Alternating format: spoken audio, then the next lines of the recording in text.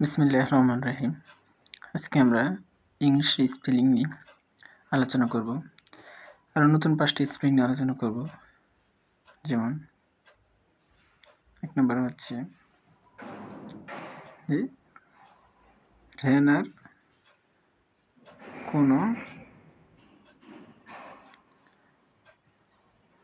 জ্ঞান নাই।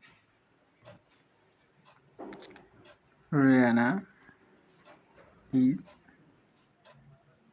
No SANC।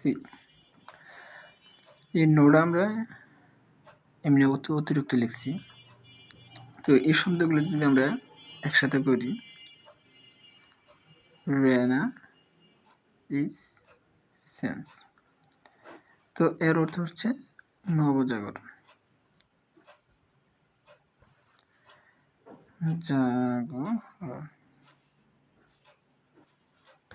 তো রেনেসান্স শব্দটা বিভিন্ন পরীক্ষায় অনেকবার এসেছে। তো আমরা কীভাবে খেলে রাখতে পারি? রেনা ইজ নো সেন্স, বা বলতে পারি রেনাইসেন্স, বা রেনার জ্ঞান আছে, এরকম আমরা বলতে পারি যে রেনা জ্ঞান আছে, রেনা ইজ সেন্স। তো আমরা যেভাবে মনে রাখতে পারি। তো 2 নম্বরে শিখব, এক ছেলে রেশন পায়। তো এটা কীরকম ছন্দ? এক ছেলে রেশন, এই যে এক ছেলে রেশন শব্দের অর্থ কি? এক ছেলে রেশন, এর বাংলা হচ্ছে তরুণ। এই স্পেলিংটি বিভিন্ন পরীক্ষায় অনেকবার এসেছে। তো আমরা খেয়াল করে মনে রাখার চেষ্টা করব। অ্যাক্সেলারেশন মনে রাখার ট্রিক্স হচ্ছে অ্যাক্সেলারেশন পাই। তো 3 নম্বর আমরা যে শর্টকাটটা মনে রাখতে পারি, যেহেতু সুর আছে, মানে অনেক ক্ষেত্রে আমরা বলি না এ ছেলেটা সুর আছে, তার রেখে দাও, পরবর্তী কাজে লাগতে পারে। তো এস সুর এন্স, ANC, অ্যাসুরেন্স, অ্যাসুরেন্স। এন্স মানে আছে বুঝিয়েছি। তো অ্যাসুরেন্স দ্বারা কি বোঝা?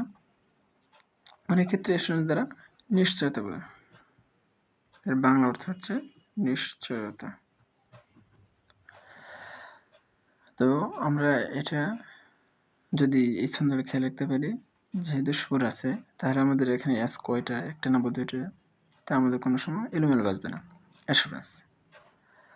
তো 4 নম্বরে আমরা খেয়াল করতে পারি, যেহেতু স্যার ট্রেনে আছে। ধরো আমরা বলি যেহেতু স্যার ট্রেনে আছে, তো ক্লাস একটু লেট হবে। যেহেতু স্যার ট্রেন, তাহলে S sir train, SCERTAIN, sir train. এর বাংলা অর্থ হচ্ছে S sir train, TAIN, sir train Bangla হচ্ছে নিরূপণ করা, নিরূপণ করা বা অবধারিত করা। তো 5 নম্বরটা টেকনিক খুবই সুন্দর। যেমন আমরা জানি যারা ধনী মানুষ, তারাই সাধারণত কি আমাদের গ্রাম্য ভাষায় কয় এই মেয়েটা কয়বার আয়রে নায়রি করছে বা নায়রি গেছে, হ্যান তেন অনেক কিছু বলি। তো ওই যে সেরকমভাবে ধরো যে প্রশ্নগুলি আছে, তারাও নায়রে যায়। কীরকম? এই যে কোশ্চেন নায়রি, কোশ্চেন NAIRE নায়ারি, এর বাংলা অর্থ হচ্ছে প্রশ্নাবলী। মানে মাঝে মধ্যে বলি প্রশ্ন করেও নায়ারি গেছে। নায়ারি শব্দ কি? NAIRE।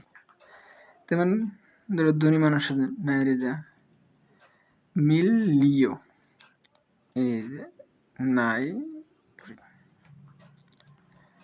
যারা এই লক্ষপতি,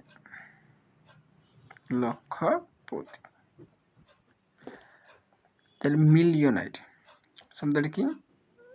মিলিয়নাইট।